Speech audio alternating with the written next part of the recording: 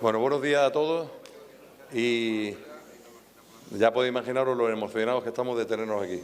Solo 20 presentaros, nos acompaña el alcalde de San Roque, que lo primero agradecerle públicamente pues, que nos haya abierto el teatro y todas las instalaciones, lo sabéis bien también, por Rojas, que todo han sido facilidades desde que hace unos meses empezamos a dar la lata para este acto. Un acto que es complicado porque ya sabéis que lo realiza la Legión, pero en instalaciones que son del Grupo SAM, para los que sabéis, conocéis la zona bien, pero coordinado todo por el comandante militar, que es el coronel jefe del Rasta 4, que sabéis que hace 2 años estuvimos también nosotros allí. O sea que era un acto complicado de enjaretar y todo ha ido saliendo bien por muchos motivos, pero sobre todo por vuestra ilusión, por vuestro cariño y por José Antonio de Pena, que sabéis que está siempre detrás de todos nosotros. Vamos a hacer unos reconocimientos, pero sabéis que este acto es un acto institucional que está organizado también en conmemoración del 5º centenario de la batalla de Pavía. No hace falta que os diga 1525, porque lo hemos recitado 1000 veces en la cabeza. Nos acompaña mucha gente conocida, aparte del coronel Casas, que nos va a dar la conferencia y que nos pondrá un poco el marco histórico de la batalla de Pavía, el general de división Antonio Ruiz Benítez, que su último destino fue director del Instituto de Historia y Cultura Militar y a la vez sanroqueño. Y también está el coronel jefe del tercio Alejandro Farnesio, que es la unidad que nos pone, y el coronel jefe del Rasta 4 y el teniente coronel jefe de la unidad de reparaciones del mando de artillería aérea y el teniente coronel jefe de la comandancia de la Guardia Civil de Algeciras, y ya es que no veo más por aquí. Y el general Yago, el actual director del Instituto de Historia y Cultura Militar. Vamos a pasar un día de muchas emociones y yo os animo a que soltéis las emociones cuanto queráis, que aplaudáis y que os emocionéis, porque hoy el día va fuerte.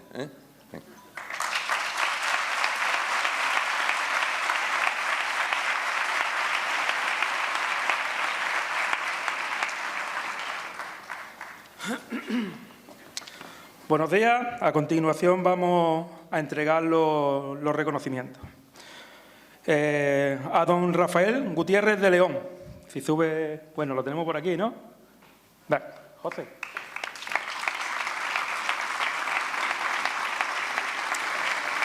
Don Luis Rafael Gutiérrez de León es el coronel jefe del Rasta 4 y comandante militar de Cádiz.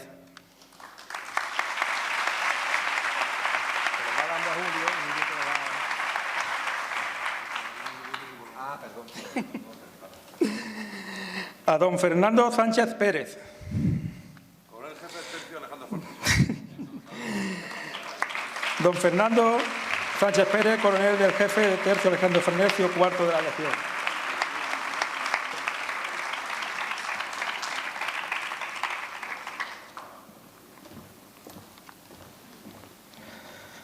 Don Manuel Casas Santero, coronel y especialista en historia militar.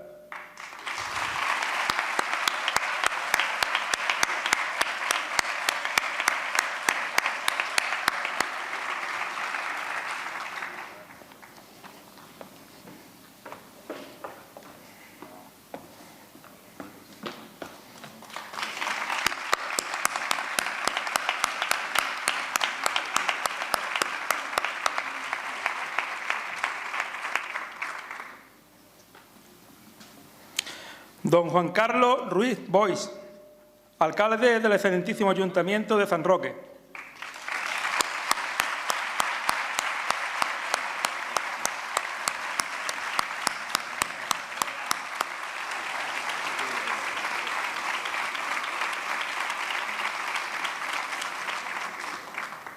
Y por último, a don Ramón Couso Olario, suboficial mayor, que ha sido el encargado de toda la organización del evento.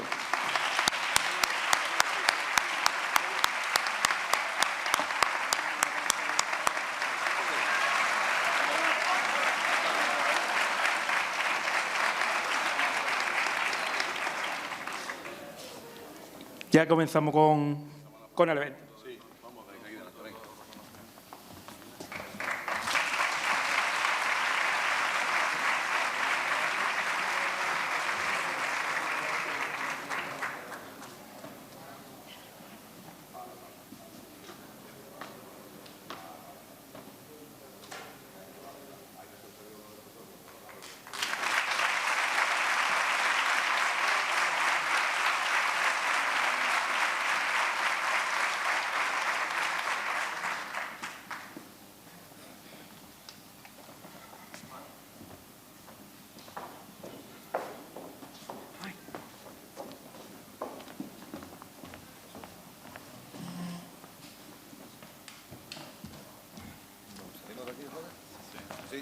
un pequeño inciso que nos hemos dejado cosas por entregar.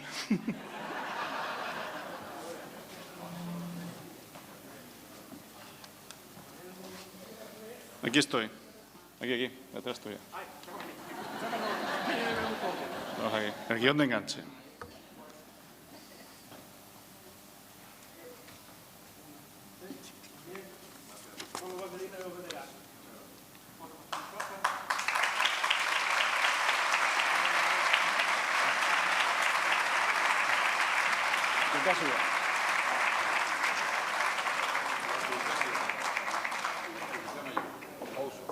Ramón.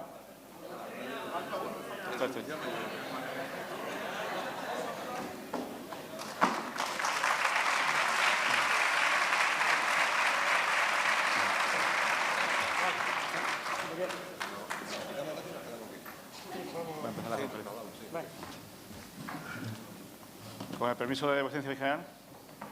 Buenos días, soy el coronel Luis Gutiérrez, jefe del Regimiento de Artillería de Costa número 4 y gobernador militar del campo de Gibraltar. Me ha correspondido, aparte, como ha dicho el general, pues desde Comil Cádiz, pues hemos tenido la suerte de poder coordinar esta actividad, pues también me ha correspondido el privilegio de presentar a nuestro conferenciante de hoy. Y sin más dilación, pues me pongo a ello. El coronel de Infantería, don Manuel Casas Santero, pertenece a la 38 promoción de la Academia General Militar, es diplomado en Investigación Militar Operativa y Estadística, disciplinas en las que ha desarrollado la mayor parte de su carrera, tanto en destinos en el Ejército de Tierra como en el órgano central de la Defensa. En cuanto a operaciones en extranjero, ha participado en 4 misiones, todas ellas en la zona de los Balcanes, con lo cual es un experto en aquella zona. Ha estado en Croacia, en Bosnia estuvo desplegado en 2 ocasiones y también en Kosovo. En la actualidad está retirado y es colaborador del Instituto de Historia y Cultura Militar, dentro del cual es responsable de la ponencia correspondiente a los siglos XVI y XVII. Ha participado en diferentes congresos y mesas redondas sobre esta temática, en colaboración con diversos organismos, diversas universidades, y destaca su participación en los congresos organizados por la Comisión Internacional de Historia Militar en representación del Centro Superior de Estudios para Defensa Nacional, el CSDEN, que ha estado en Polonia, en Estambul y en Lisboa. Ha participado en colaboración con la Universidad Católica de Ávila en la publicación de un libro, unos apuntes de Historia Militar de Ávila, como coordinador y autor del capítulo Ávila en los tercios españoles en la Edad Moderna. Es coautor del libro Militares en Embajadas, coordinado por el CSDEN, con la ponencia Influencia de don Luis de Requesén en la política pontificia de 1563 a 1568, y además ha publicado distintos artículos y ensayos en distintas revistas y periódicos, como la Revista de Historia Militar, la Revista Portuguesa de Historia Militar y la Cátedra Casa de Austria y Muy Historia. No creo que haya un mejor conferenciante para esta ocasión, tanto por sus profundos conocimientos de esta etapa de la historia, como por su pasión contagiosa al compartir sus conocimientos sobre los tercios españoles. Y termino haciendo referencia a una entrevista que le hicieron, que se publicó en el ABC, en la que le preguntaron que cuál era su batalla preferida, a lo que respondió que la batalla de Pavía. Y ponía muchas razones, pero una de ellas era por ser una batalla que cambió el rumbo de la historia de Europa, dando pie a lo que hoy llamamos Revolución Militar Moderna, con la preponderancia de la infantería sobre la caballería pesada. Y concretamente, pues hoy nos sirve aquí San Roque como nexo de unión entre 2 generaciones de infantes españoles, los tercios de los siglos XVI y XVII y los promotores de este acto, que son los veteranos del Regimiento de Infantería Pavía número 19. Mi coronel tiene la palabra.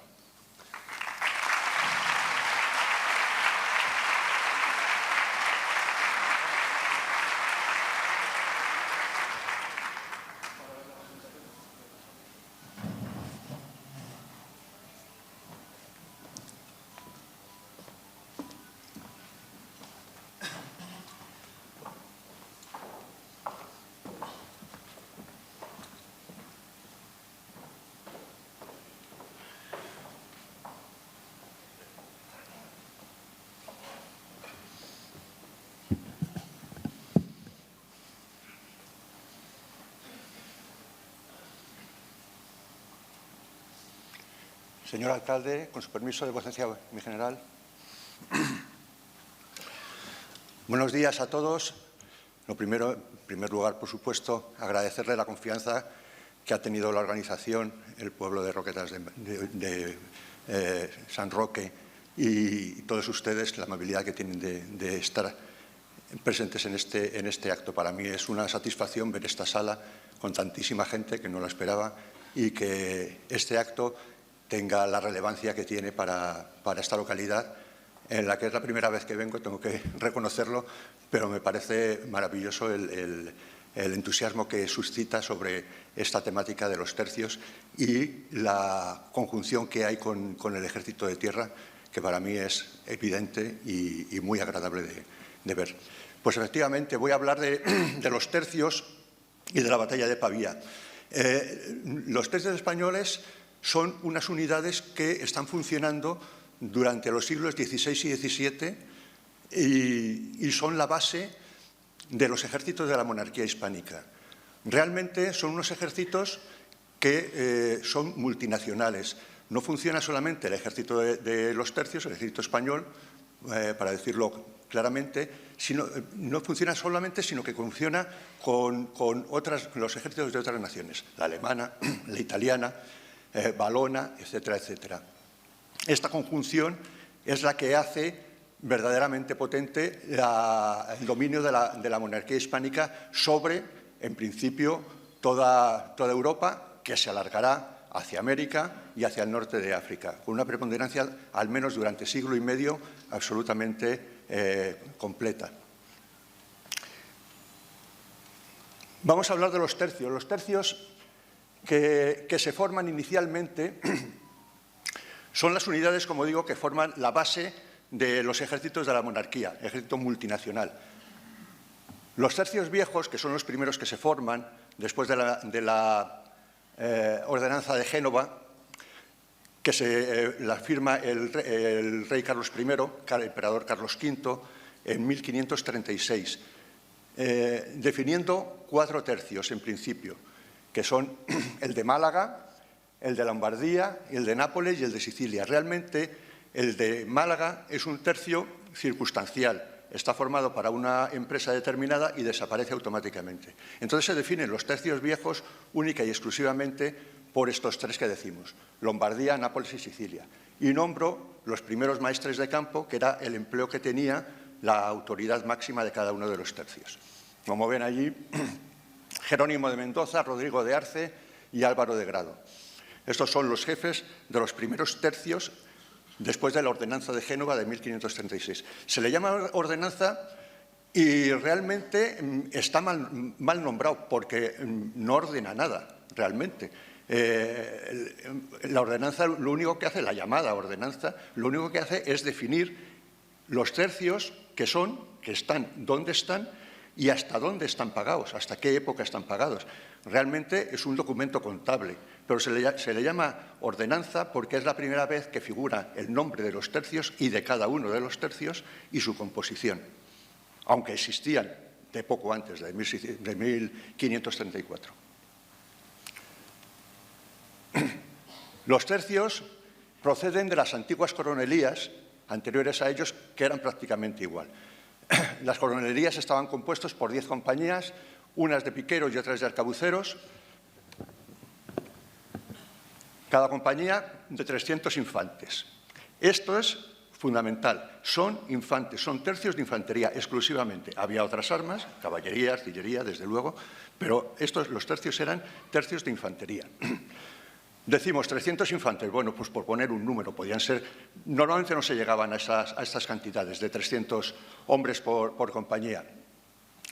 Normalmente eran inferiores, pero bueno, es un número que se tiene como el normal, el que se pone habitualmente.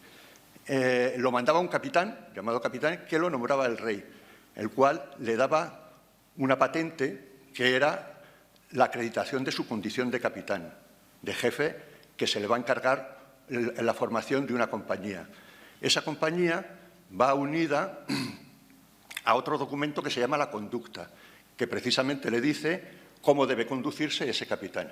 En ese documento se le dice que tiene que ir a cierto sitio, ponerse en contacto con el corregidor, antes se llamaba así a los alcaldes, se pone en contacto con las autoridades locales y tiene que realizar una recluta entre el personal con ciertas características de buena salud, de ciertas edades, etcétera, etcétera. Se le dice en qué ámbito tiene que trabajar y la cantidad de gente que tiene que reclutar. Y eso es el sistema que se usa sobre todo durante el siglo XVI y gran parte del siglo XVII también, y que es parte del éxito de los tercios españoles, porque son todos voluntarios, en principio. Bien, de la ordenanza de Génova ya he hablado. Bien, después de la batalla de Pavía es cuando se forma... me parece que he ido para atrás. Sí. De todos los aspectos ordenancísticos que se van formando desde la época de los Reyes Católicos, hay que destacar que algunos de ellos no pueden ser plasmados en la documentación oficial, que son estos que pongo aquí. El compañerismo y el honor que presiden y persisten durante los tercios, la época de los tercios. El compañerismo, que se basa en la dignificación del individuo. Es la primera vez que se unen soldados de diferentes extracciones sociales. Tanto el labrador como el hidalgo, el noble, se juntan, el hidalgo se baja del caballo y el labrador se levanta porque está unido a ese noble. Y esa unión es la que hace la verdadera conjunción de las compañías y del tercio. Hay un concepto que se llama la camarada, que es la unión física entre 6, 8, 10 hombres, que se juntan siempre y esos forman un equipo que hacen la vida completamente unida, siempre. Van siempre juntos, se alojan juntos, marchan juntos, viven juntos y, cuando sea, mueren juntos. Todo. Ese aglutinante fue fundamental en la época de los tercios. Y luego el sistema de aprendizaje, sin academias, desde luego. El veterano enseñaba al bisoño, al nuevo, como se ve en este precioso cuadro de Colmeiro, en el que se está aleccionando a un aspirante a soldado, con cierta chanza por parte de los acompañantes, pero el capitán, que podría ser el capitán, pues le está probando, intentando y tal. Esa caballerosidad, podríamos decir, y ese compañerismo es lo que marca la realidad de los tercios en las compañías. Y el otro es el sentido del honor. Como pueden ver ustedes en el texto que pongo, las unidades de la monarquía hispánica luchan con otros ejércitos, pero siempre son las unidades que son preferidas por el mando, sobre todo por su mayor eficacia.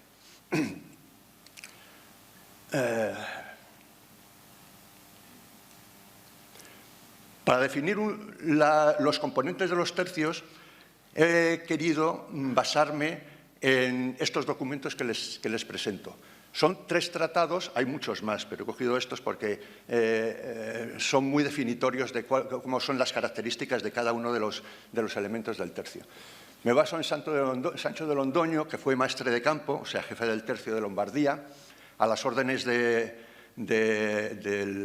duque de Alba, y que inician el camino español en 1567. Martín de Aguiluz, capitán, escribe un discurso y regla militar mucho más profundo que el de Sancho de Londoño, y por fin Francisco de Valdés, espejo y disciplina militar, que trata sobre todo de la figura del sargento mayor, que vamos a ver enseguida. Pues vamos a ver, basándonos en estos 3 documentos, en estos 3 tratados, cómo definimos de forma muy somera. Primero, definición de los tercios. Como ven, la estructura es una estructura piramidal, podríamos decir, prácticamente como todas las unidades militares, pero en este caso es una pirámide un poco rara, porque como ven, el que manda el tercio realmente tiene un único subordinado. El que manda la compañía tiene un único subordinado, que es el sargento. Lo mismo en los diferentes tipos de compañía que ahora veremos. La realidad es que esto, más que una pirámide, parece una Torre Eiffel. Es un mando vertical que luego se expande cuando llega a la base. Este es el sistema de mando de los tercios y funcionó así.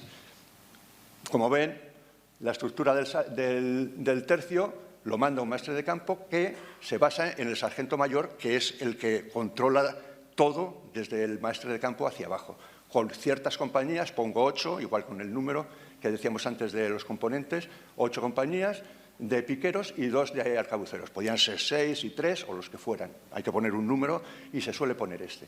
Estaba ayudado por el auditor, que era un jurista, Era el que le ayudaba al maestre de campo en las decisiones jurídicas, porque el maestre de campo era el juez del tercio. Y solo él era el juez. Tenía una plana mayor, primera plana se llamaba, porque figuraban en la primera plana de la lista de revista, el tambor mayor, encargado de los tambores y pífanos de las compañías, que eran los encargados, a su vez, de transmitir las órdenes a través de sus instrumentos. El furriel mayor, encargado también de los furrieles de la compañía, encargado del asentamiento de la compañía en los distintos sitios donde iban. El médico y cirujano, o cirujano, lo que hubiera, y el capellán mayor, encargado de asistencia espiritual. Si bajamos a los capitanes, vemos que hay 2 tipos de compañía, los piqueros y los arcabuceros. Los arcabuceros son minoría, pero son fundamentales para la formación del tercio. Y lo que es fundamental verdaderamente es la conjunción entre los 2 tipos de armas, entre los 2 tipos de compañía. El sargento de arcabuceros tenía 8 cabos de arcabuceros, que en total serían del orden de 200. Y también tenía un equipo con un cabo de coselete para montar escoltas o algo así. El coselete llevaban armas blancas, o bien picas, o bien alabardas, o cualquier tipo de arma blanca. Los cabos, también había un cabo de mosqueteros que mandaba 15 mosqueteros. Estos mosqueteros se implantan a partir del Duque de Alba en 1567 para inaugurar el Camino Español, y el mosquete se diferencia del arcabuz precisamente en que el mosquete tiene muchísima más eficacia en el tiro. Es mucho más pesado, tiene más alcance y es mejor arma que son muchos menos, pero tienen esa característica.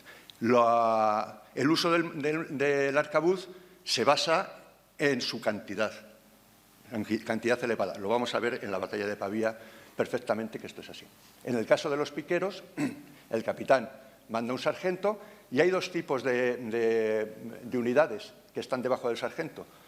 Las picas, que las mandan 25 cabos, que no se ve por el guión, con unos cuantos coseletes. Los coseletes eran los elementos de infantería, de piqueros, que eran más experimentados. Coseletes se le lleva a la coraza que llevan por delante, y esos ocupaban las primeras filas de las picas, de los cuadros de picas. Ahora vamos a ver cómo son. Y luego también tenía algunos arcabuceros, muchos menos que la compañía de arcabuceros, pero algunos arcabuceros para auxiliar al capitán con este arma.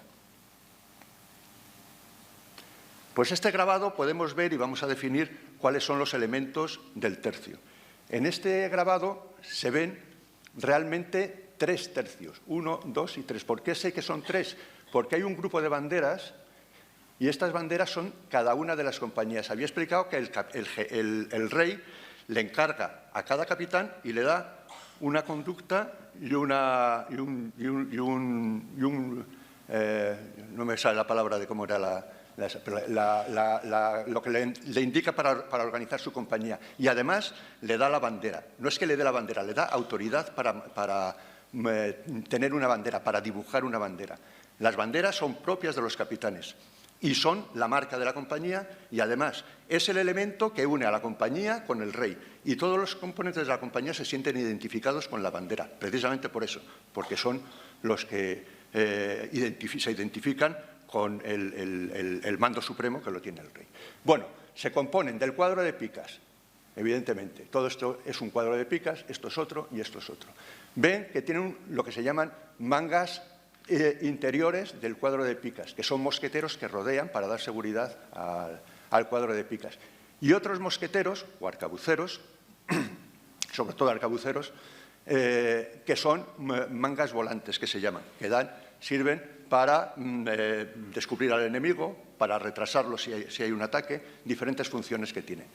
Ven que hay unos elementos que van a caballo. Estos elementos que van a caballo son los sargentos y sargentos mayores, que son los que tienen la verdadera labor de dirigir la maniobra. Y dirán ustedes, bueno, ¿y dónde está el maestre de campo y dónde están los capitanes? Pues están aquí, aquí, o aquí, o aquí. El maestre de campo y el capitán forman parte del cuadro de picas. No solo forman parte del cuadro de picas, sino que forman parte de la parte delantera, la vanguardia del cuadro de picas. El maestre de campo se sitúa el primero de la izquierda, es el primer piquero de la izquierda, el primer coselete de la izquierda. La segunda, y manda compañía, es un jefe de compañía, además de mandar el tercio. El segundo, el capitán de la segunda compañía, va a su derecha. El tercero, el cuarto y tal. Cuando se acaban esos, otros piqueros, también coseletes. Esta es una característica fundamental del tercio. Los mandos, en el momento del combate, no van organizando, que eso lo hacen los sargentos y sargentos mayores. Los mandos están al frente, los mandos superiores, el maestre de campo y el capitán.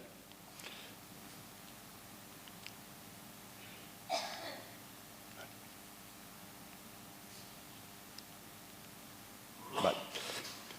Pues vamos a ver, a entresacar, lo que he querido es entresacar algunas frases, textos de estos tratadistas que hemos visto al principio para definir cuáles son las funciones de cada uno de los elementos que forman las compañías y los tercios.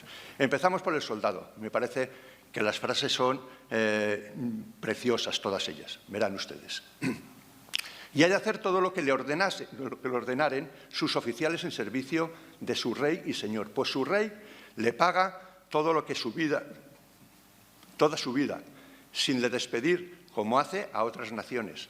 Pero nuestra nación española siempre, en Italia, Flandes, España, Indias y Berbería, le paga y sustenta en su real servicio muchos meses y años. Y esto es lo que verdaderamente marca la diferencia entre el tercio español y el regimiento alemán, o los tercios italianos que aparecerán después, o los valones o los flamencos.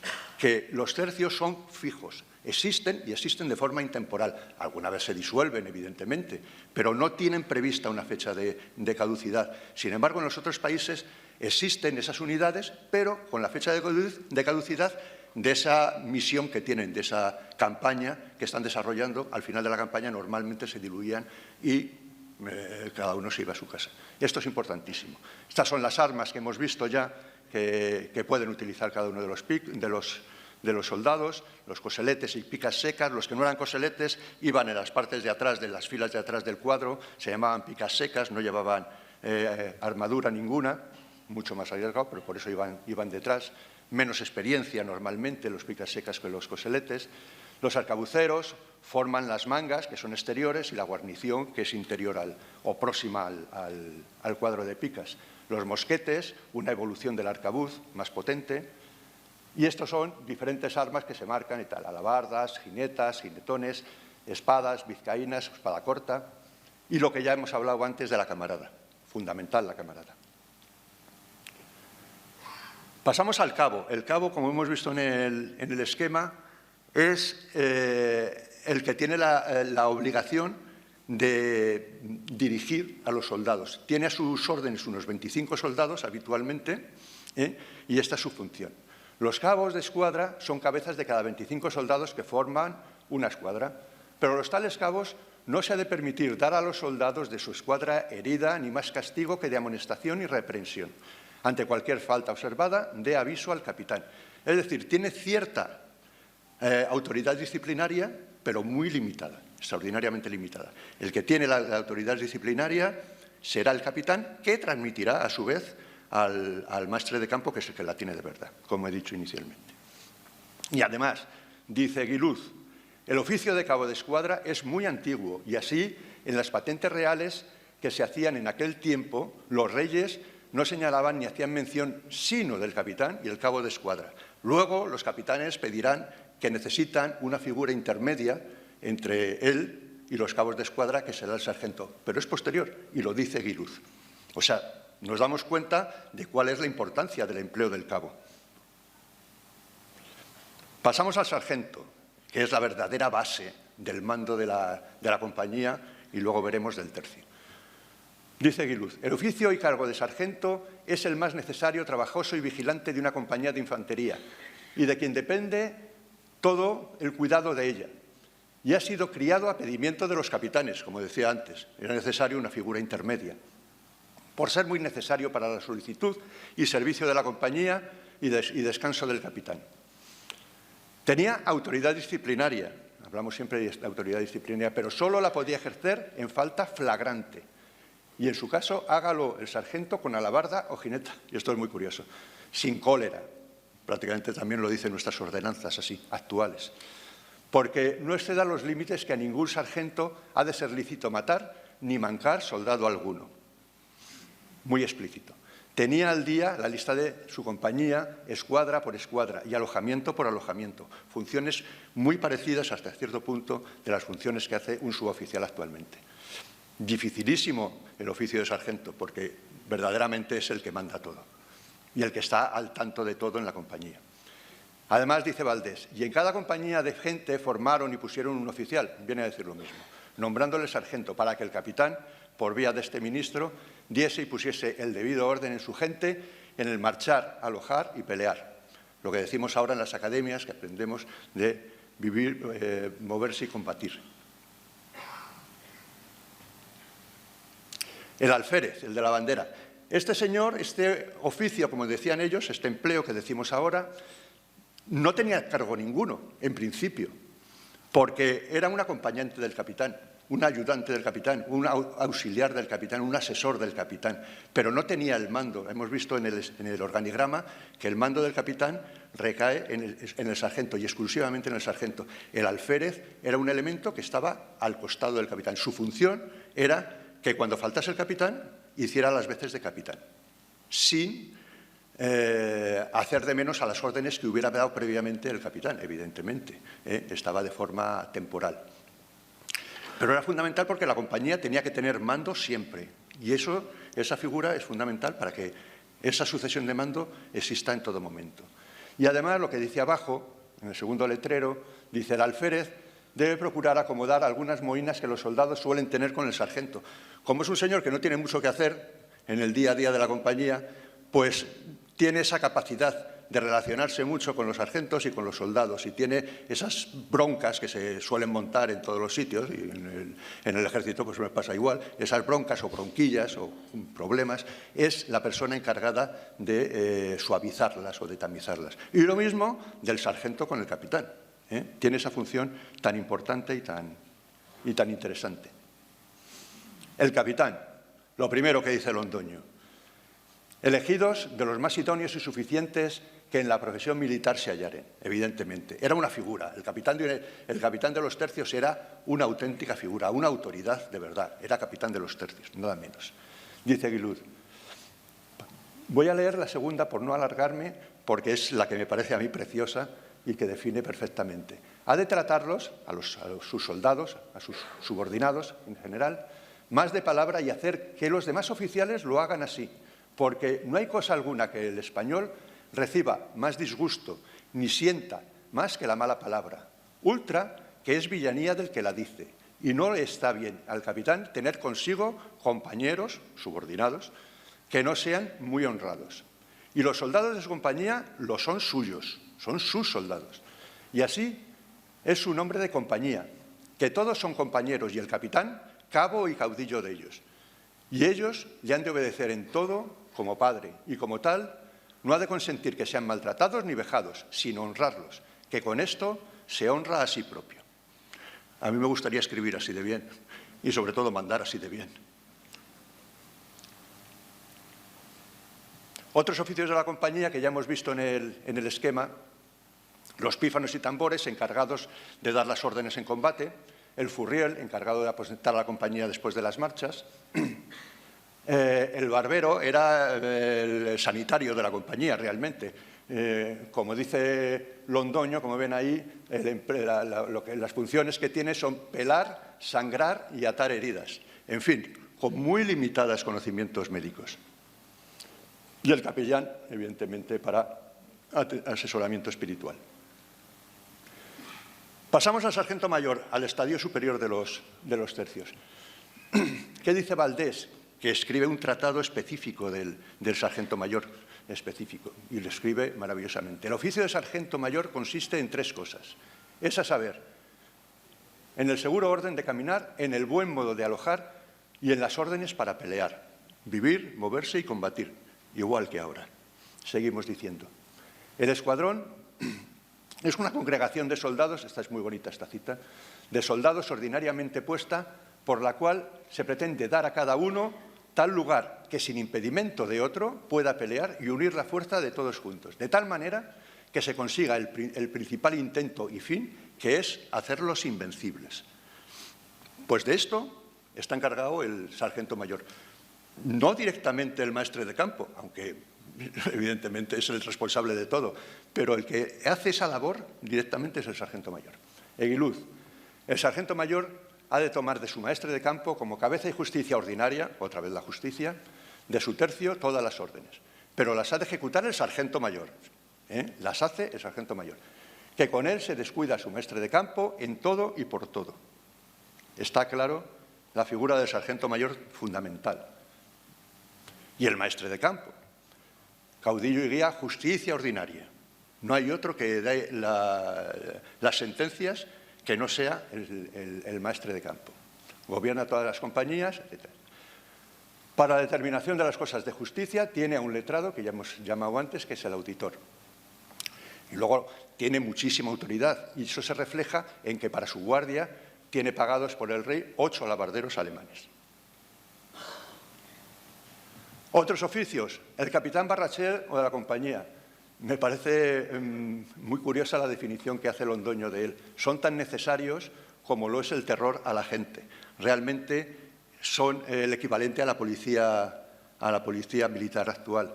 Y le acompañaban subordinados suyos en el alguacil, el verdugo y los carceleros. Es verdad que era o imponías el terror algunas veces o eso no podía funcionar. Y lo define muy bien Londoño de esa manera.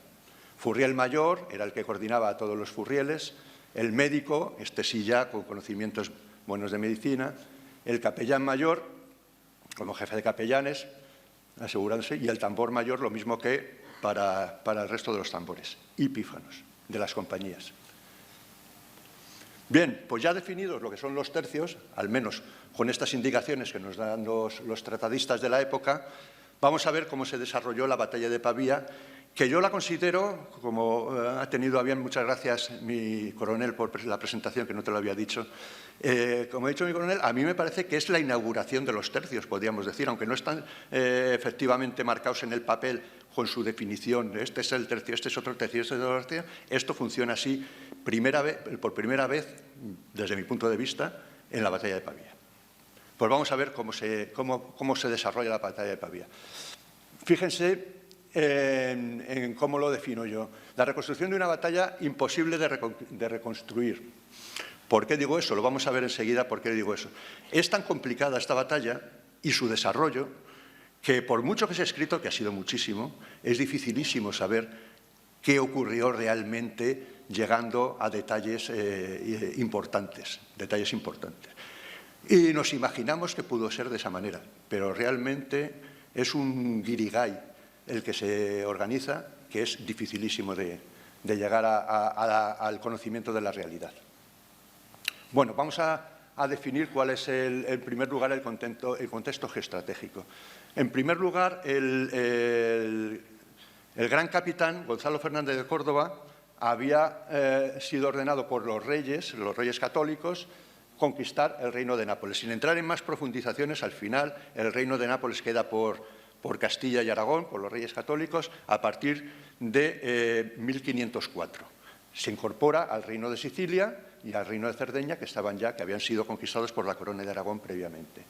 Pero se plantea la necesidad de mantener la presencia española, hispánica, por decirlo con más propiedad, en el norte de Italia. ¿Y por qué en el norte de Italia es necesario montar esta presencia española? Y concretamente en el centro del norte de Italia, que es el Ducado de Milán.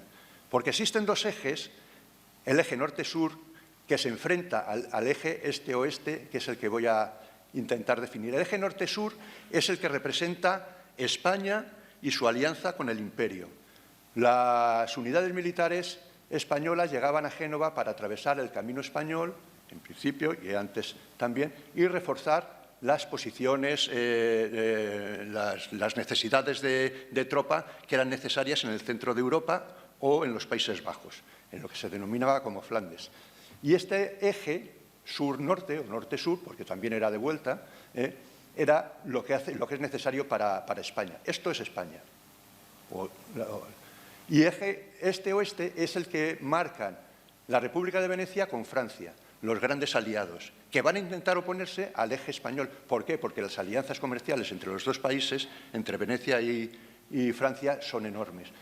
Tan importante era mantener el eje propio como destruir o molestar el del enemigo. Y esta va a ser el casus belli que va a imperar en el norte de Italia durante prácticamente todos los años de la existencia de los tercios. Hablamos de evolución, hemos hablado de la evolución de la guerra en el principio de la Edad Moderna, de las unidades militares. Y se habla de dos tipos de evolución diferente. Una, evolución a la suiza y evolución a la española. Aquí también voy a utilizar diferentes citas que nos van a ayudar a entender cómo se desarrolló la batalla de Pavía. En este caso, para entender bien a qué nos referimos con evolución a la suiza y evolución a la española, evolución a la suiza ya describo. Evolución a la suiza es armas blancas. Evolución a la española, mosquetes y arcabuces, ¿vale? Y lo dicen estas sentencias. Entre las gentes habrá personas que de ellos sepan, se ordenen y amaestríen a mover y a andar como se ordena, mueven y andan bien ordenados con las dichas armas a la suiza. Sin embargo, dice Valdés, que ya le conocemos, mucho después, en el 71, pero dice, en la infantería española hay muchas más arcabucerías que piqueros. Esta es la diferencia, más piqueros que arcabuces, más arcabuces que piqueros. Y es lo que vamos a encontrar en Pavía. Grandes movimientos de toma y daca, como un péndulo, vamos a ver ahora. Ya pasamos al aspecto operacional. Este es el campo de batalla, este teatro de operaciones enorme, que es el norte de Francia, la parte occidental del norte de Italia, perdón, y el sur de Francia. Bien, como ven, asedio de Milán en 1523 por estos señores mandados por el rey de Francia. El señor de Bayard, el Bayardo, conocido como el gran guerrero, el guerrero sin tacha, valiente, sin miedo y sin tacha, y Guillaume de Bonnivet. Y les ordena conquistar Milán, dar un primer golpe al centro de Italia, del norte de Italia.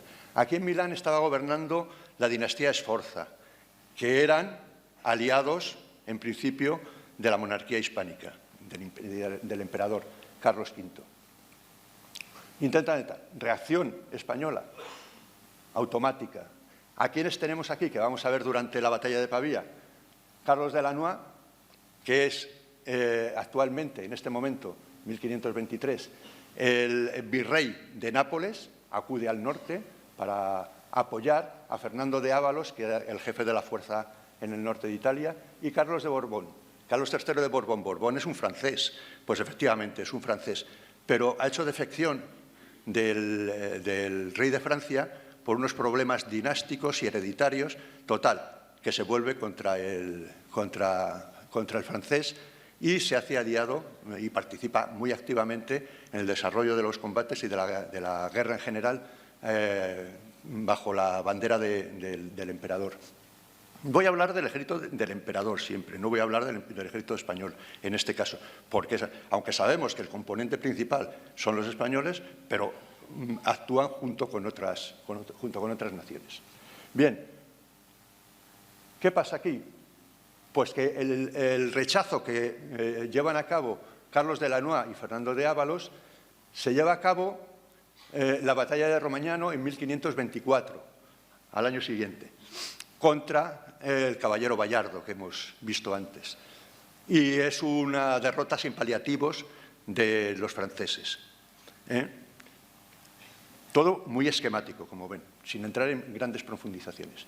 Esta derrota hace que el péndulo vaya para la parte francesa y se produce el asedio de Marsella por Fernando de Ávalos, el gran guerrero del norte de Italia, y el condestable de Borbón.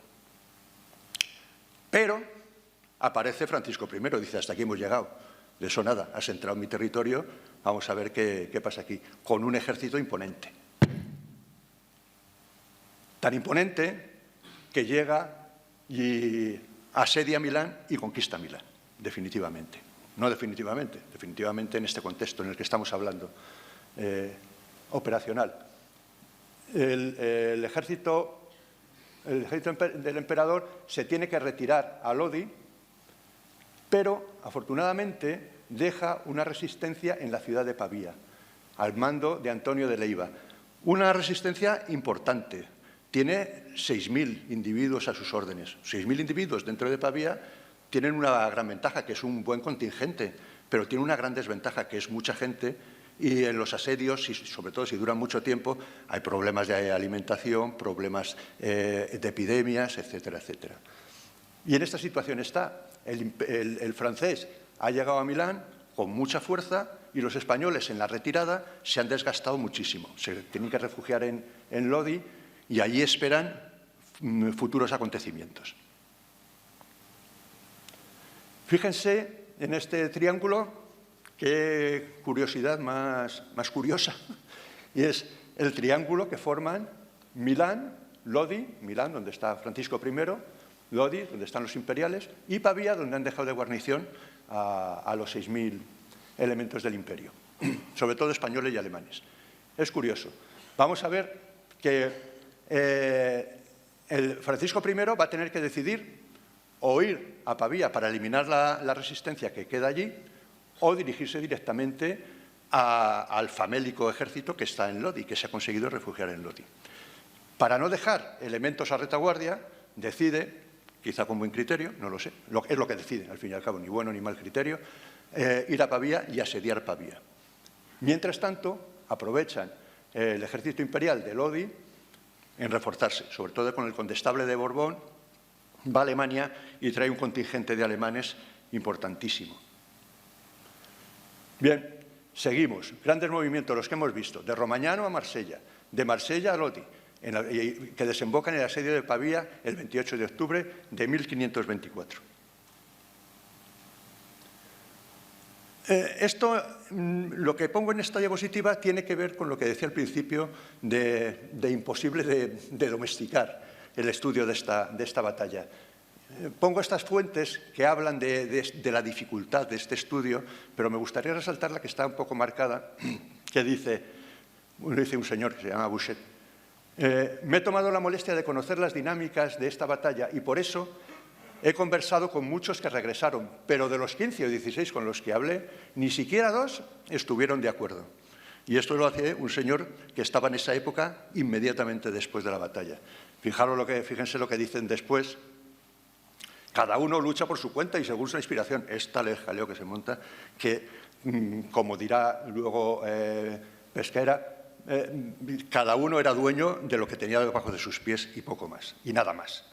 Nadie en el Parque Mirabello, que es donde se va a desarrollar la batalla, tenía el control sobre el curso de los eventos. Cada uno luchaba como buenamente podía. Pero vamos a intentar reconstruir la batalla como canónicamente pensamos que pudo ser. Bien, pues vamos a ver el terreno. El terreno, estamos en la llanura padana, que es un terreno bastante llano, pero muy irrigado. El río Po circula por ahí, desde los Alpes, desemboca en el Mediterráneo, en Venecia, y tiene muchos afluentes importantes, y riachuelillos a punta pala y tal. Estamos en febrero, y en febrero ya está empezando el deshielo, y esta es la situación meteorológica que se va a encontrar las fuerzas combatientes. En este terreno que hemos definido, la ciudad de Pavía se asienta, desde tiempo inmemorial, desde luego, en la ribera del río Ticino, que es afluente del Po. El Po vendrá por aquí, o sea, muy cerca de la confluencia entre el Ticino y el Po. Entonces, la familia Sforza, que es la gobernante de Milán, como he dicho anteriormente, hace el Parque Mirabello, que es este parque que hay aquí. Primero el Parque Viejo y luego lo amplían con el Parque Nuevo. La batalla se va a desarrollar en el Parque Viejo solamente. Y está atravesada por un riachuelillo, que a veces no es tan riachuelillo, sino que es un río con cierta importancia. Y vamos a ver qué tiene dentro el Parque Vecchio. Pues tiene todo esto, pero no se asusten, no hace falta leerlo todo, les voy a explicar en qué se basa principalmente las cartelas que pongo.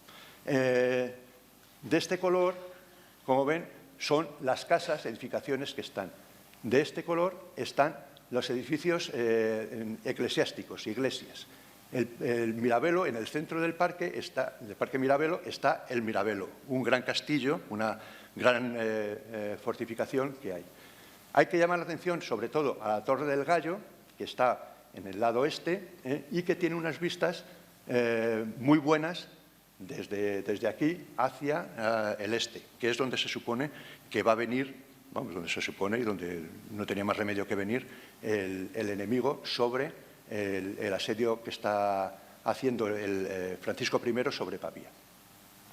Y ya está dicho todo. Están las puertas, hay 3 puertas, Vergognosa, Due Porte y Porta Pescarina. Esta es la que nos va a interesar a nosotros, pero no adelanto acontecimientos.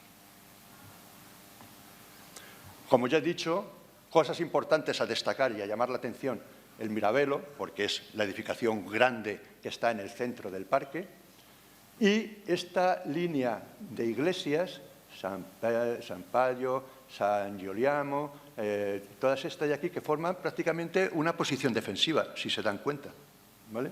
Va a tener importancia de las iglesias. Además, el parque, también muy importante, tenía bosquecillos pues, muy diversificados por todo el parque, que serán la base de la actuación de los arcabuces españoles. Porque aquí arcabuces, lo que se dice funcionar con arcabuces, fueron los españoles los que funcionaron. Bien, ¿cuál es el despliegue con el que utiliza Francisco I para asediar Pavía? El despliegue es este que marco aquí. Asediando Pavía, propiamente dicha, en el flanco oeste, un contingente, pero el contingente gordo es el de Montmorency, del general Montmorency, que se sitúa defendiendo esta línea que había dicho de iglesias, que podríamos definirla como casi una línea defensiva militar. Y luego detrás, al otro lado del parque del Ticino, del río, que le cruza un puente, como ven, hay otro contingente francés. Bien, pues esta es la situación. El rey se ha situado cómodamente en el Mirabello, en el palacio, y tiene un contingente importante, tanto en el lado izquierdo, en el lado oeste, como en el lado oeste el del lado oeste, sobre todo, sobre la Torre del Gallo. Y mientras tanto, ¿qué pasa en Pavía? En Pavía lo pasan fatal los defensores.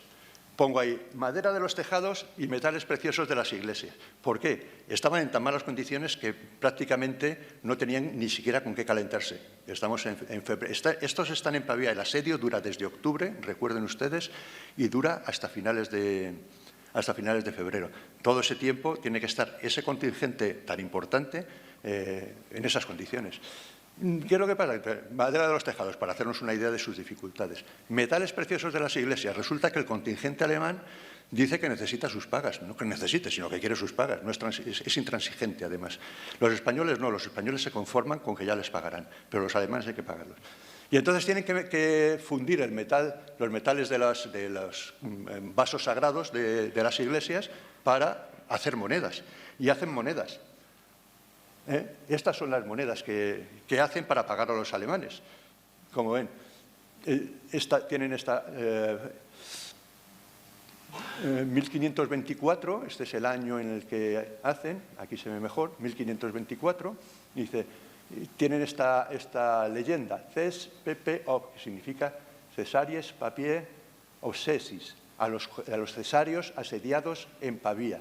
Estas monedas son de la época de Pavía, de la época de la batalla de Pavía, con la que se pagaron a los alemanes, sobre todo. Bueno, pero por fin, después de muchas peripecias, el ejército español, después de 5 meses, desde octubre hasta febrero, consigue realizar esos 30 kilómetros que van desde Lodi hasta Pavía. Y se sitúan, evidentemente, en el lado este, suficientemente alejados de la Torre del Gallo para que no les afecte la artillería, la potente artillería que tienen allí. ¿Cómo lo define el campamento fortificado de los franceses? Hablan de Francisco. Confiaba mucho en la fuerza del muro del parque. Hay que definir el muro del parque. El muro del parque era un muro que no era un muro defensivo, pero era un buen muro. Pero no estaba diseñado para que fuera una fortaleza defensiva. Era una separación del parque para uso particular de la familia dominante, nada más. Pero se cree el rey de Francia, Francisco I, no es que se crea, sino que se ve tan superior que eso lo considera suficiente para defenderse de los ataques de los españoles o de los imperiales. Y como dice Dibele, estaba alojado en un lugar demasiado ventajoso. Ese demasiado debería ir entre comillas porque él consideraba que era demasiado ventajoso, pero ya veremos que no era tan ventajoso. ¿Por qué pongo la figura de los arcabuces este de aquí? Porque los arcabuceros son los que van a definir la batalla. Ya hago spoiler y lo anticipo. Los franceses estaban tan seguros de que estaban con el dominio total que dicen así: los señores marqués y duque hicieron que durante la noche se dieran varias veces el toque a las armas en el campo francés, sin razón alguna. Los españoles de Pescara están continuamente haciendo pequeños golpes de mano, alarmas, de tal manera que sembrar una inquietud constante en el ejército francés o franco-suizo. Pero como dice aquí Berry, dice que no causaron mucho problema. Dice, bueno, sin razón alguna, tampoco fue para tanto. Hablamos de la escasez de dinero, ya lo hemos hablado. Esos son los problemas de los imperiales. Y en esta situación, el mando imperial se plantea la disyuntiva. O bien, ya hemos llegado aquí, pero no estamos seguros de si planteamos la batalla, ganamos o perdemos. Y esta es la disyuntiva que aflora o que flota en el ambiente de los mandos españoles. Deme Dios 100 años de guerra y no un día de batalla, porque es cuando hay que decidir, precisamente. En los otros días de guerra, si no hay batalla, pues bueno, vamos para allá, vamos para acá. En este momento es cuando hay que decidir si se ataca o no se ataca. Estos son los tapices que se tejieron inmediatamente o al poco de la batalla, de terminar la batalla, que mandó hacer el emperador Carlos V. Son 7 tapices conmemorativos de la batalla y son muy descriptivos. Los pondré, algunos de ellos, para definir la batalla, porque ya digo que son muy representativos de la batalla. Ahora están en el Museo de Capodimonte en Nápoles. No se ve muy bien abajo, pero se lo digo. La noche del 19 al 29 de febrero de 1525, 4.000 encamisados al norte del parque. 4.000 encamisados. Estos son el equivalente a los golpes de mano a los que estamos acostumbrados en el ejército actualmente, que son mucho más limitados. No, estos son 4.000, nada menos, que hacen este golpe de mano, que vemos aquí, que están entrando, arrasando todo lo que encuentran y se ve aquí en primer plano lo mismo, intentando huir los franceses y causando grandes problemas y grandes destrozos. Un barril de pólvora que estalla, caballería corriendo por todas partes, etcétera, etcétera. Este golpe de mano tuvo un efecto, sobre todo psicológico, importantísimo, porque el marqués de Pescara hace esta preciosa arenga justamente después de este asalto y también justo antes del inicio de la batalla. Quiero que sepáis, señores y hermanos míos del extremo en que la fortuna nos ha traído. Y es que de toda la tierra, sola la que debajo de los pies tenéis podéis contar por amiga. No tengo un solo pan que daros de comer mañana. Allí, ya de la vista de la otra noche, algunos de vosotros le disteis, haciendo referencia a la encamisada, tenéis noticias de cuán abundante está el pan y el vino y las carnes y las truchas del lago de Pécora y los capones y otras muchas cosas y pescados. Y añade, mañana es viernes y estaban en Cuaresma. Por eso lo dice el marqués de Pescara de esta manera. Yo, que no estoy asediando Pavía, ni estoy en eso, de leer esto ya me entra hambre. Y por lo menos me entran unas ganas de comerme las truchas del lago de Pécora enormes. Acabo enseguida, mi general.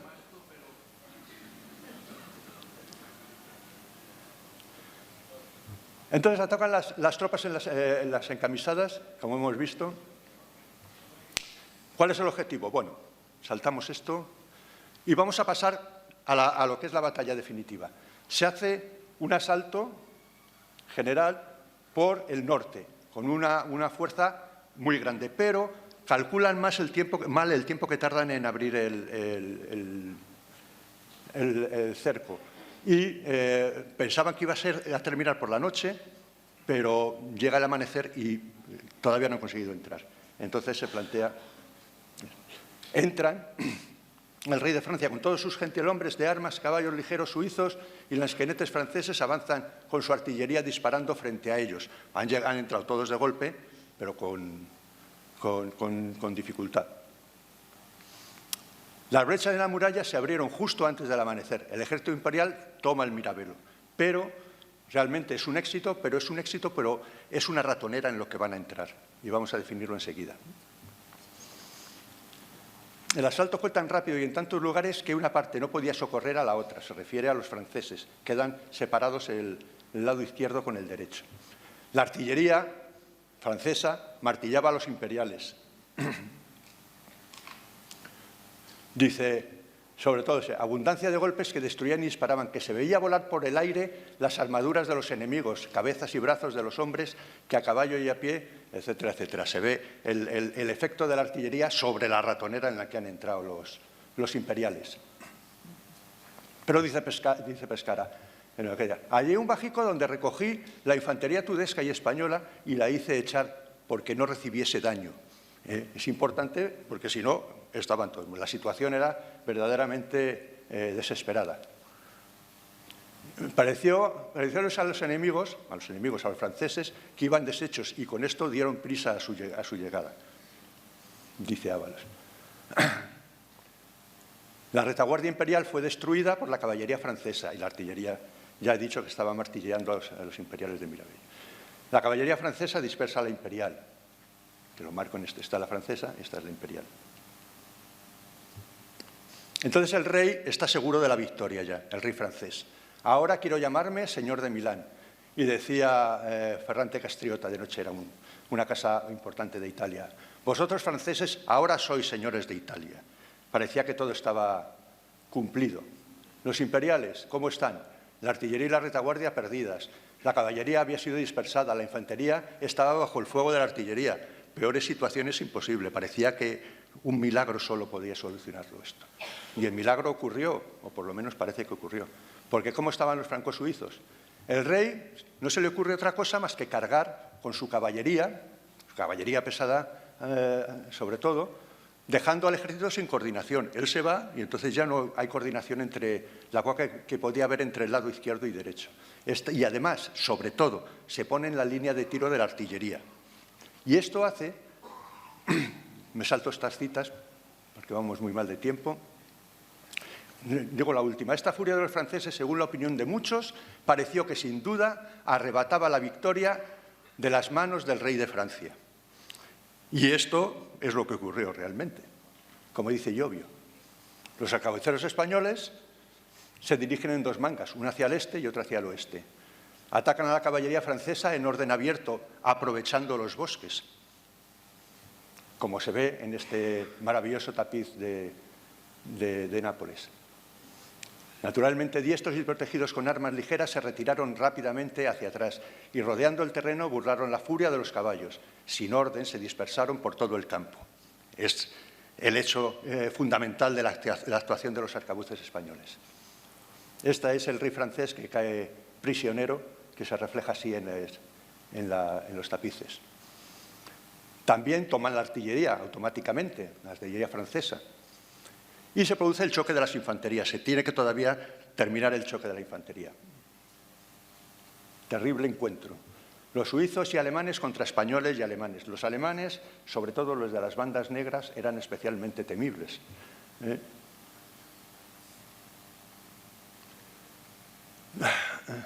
Dice, yo eché al marqués, dice Ábalos, yo eché al marqués del Basto con los españoles a los alemanes, a las bandas negras. Y yo con los alemanes nuestros volví a los suizos. Plugo a la divina bondad que los unos y los otros a un tiempo fueron rotos. Incluso en la versión de infantería de la batalla, de infantería de picas, también ganan la batalla los arcabuceros, se levantan y empiezan a tirar, tal. Parecía que había 6.000, no siendo más de 600 los que hay. Conclusión de la batalla. La caballería francesa y suiza, la infantería suiza dispersas. La artillería fue capturada. Los alemanes de las bandas negras fueron destruidos. Los suizos intentaron huir y se ahogaron en el río Ticino, por el sur. Estos de aquí intentan ir por aquí. Y aquí, tanto la guarnición de Pavía como los arcabuceros que les perseguían, las mangas de arcabuceros. Aquí se ven los tapices, el ahogamiento del río Ticino. Conclusiones.